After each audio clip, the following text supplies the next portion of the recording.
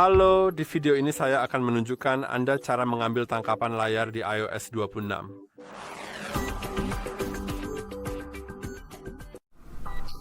Untuk melakukannya, yang perlu Anda lakukan hanyalah menekan dua tombol secara bersamaan, yaitu tombol daya dan volume atas.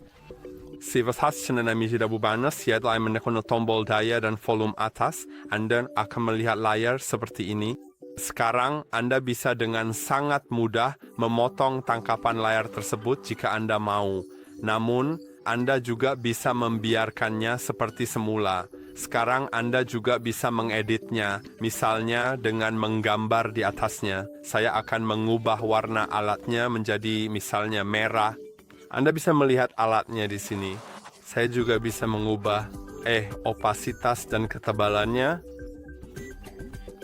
Dan sekarang saya bisa menandai sesuatu, misalnya kamera di atas. Sekarang saya bisa langsung membagikannya dari sini atau klik setujui di sini. Dan saya bisa menyimpannya ke foto, menyimpannya ke file, menyimpannya ke catatan cepat, menyalin dan menghapus. Yang artinya tangkapan layar tersebut tidak akan disimpan dimanapun, tapi akan ada di papan klip saya, sehingga saya bisa langsung menempelkannya dan melupakannya. Atau langsung hapus tangkapan layar dari sini. Jadi, saya akan menyimpannya ke foto saja. Sekarang, mari kita lihat juga metode lain untuk mengambil tangkapan layar. Dan metode ini akan mengharuskan Anda untuk pergi ke pengaturan. Jadi, mari kita ke sana. Sekarang, cukup gulir ke bawah, ke aksesibilitas, dan sekarang cari tangkapan assistive touch ya. Jadi, assistive touch, saya rasa ada di bagian sentuh ya, sentuhan bantuan sekarang, dan aktifkan fitur tersebut. Sekarang Anda akan memiliki menu ini, yang jika Anda klik, Anda akan melihat beberapa pilihan. Tapi jika Anda hanya ingin menggunakannya untuk mengambil tangkapan layar, dan tidak untuk yang lain, Anda bisa menyesuaikannya. Hapus semua ikon. Cukup sisakan satu saja dulu, lalu masuk ke ketukan tunggal. Kemudian pilih atur ketukan tunggal ke tangkapan layar ya. Jadi saya sendiri kurang tahu di mana letak tangkapan layar di sini. Oke, sekarang saya bisa menemukannya dan inilah tombol kecilnya. Tombol ini hampir tidak terlihat, tapi tentu saja Anda bisa mengubah kapasitas opasitasnya ke tingkat lain agar lebih terlihat. Sejujurnya seharusnya tombol ini bisa lebih terlihat lagi, tapi untuk sekarang kita biarkan saja seperti ini. Dan begitu saya mengklik tombol itu, ia akan mengambil tangkapan layar dengan cara yang persis sama, tetapi menggunakan tombol di layar yang juga bisa Anda sembunyikan dengan, seingat saya, menekan 3 kali pada tombol ini, pada tombol daya.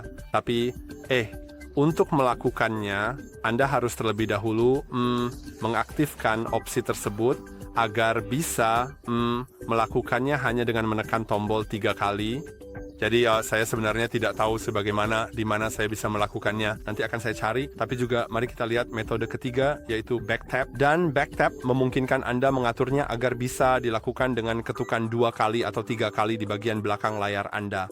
Jadi saya akan mengaturnya agar mengambil screenshot dengan ketukan 2 kali ya. Dan sekarang saat saya mengetuk 2 kali di bagian belakang perangkat, sebaiknya dilakukan di dekat bagian atas karena di sini kemungkinan besar akan lebih mudah dikenali. Anda bisa melihat bahwa screenshot telah diambil dan juga muncul pemberitahuan bahwa back tap terdeteksi.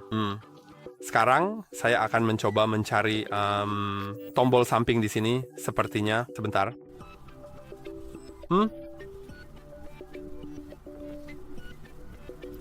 Tidak, saya tidak terlalu yakin soal itu sebenarnya.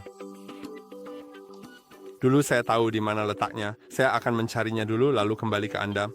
Oke, ternyata itu ada di menu aksesibilitas. Anda bisa menemukan pintasan aksesibilitas dan sekarang Anda bisa menemukan opsi triple click pada tombol samping, lalu aktifkan assistive touch, pastikan sudah dicentang. Dan sekarang, setelah Anda menekan tombol samping 3 kali, tadi saya menekannya 2 kali, mari kita coba lagi. Lalu tombol ini akan tersembunyi. Tapi menurut saya ini tidak terlalu penting jika Anda sudah tahu dua metode lain, yaitu dengan menekan dua tombol sekaligus, power dan volume atas, atau dengan mengetuk bagian belakang 2 kali jika Anda mengaktifkannya. Semoga videonya bermanfaat. Jangan lupa like dan subscribe dan sampai jumpa di video berikutnya.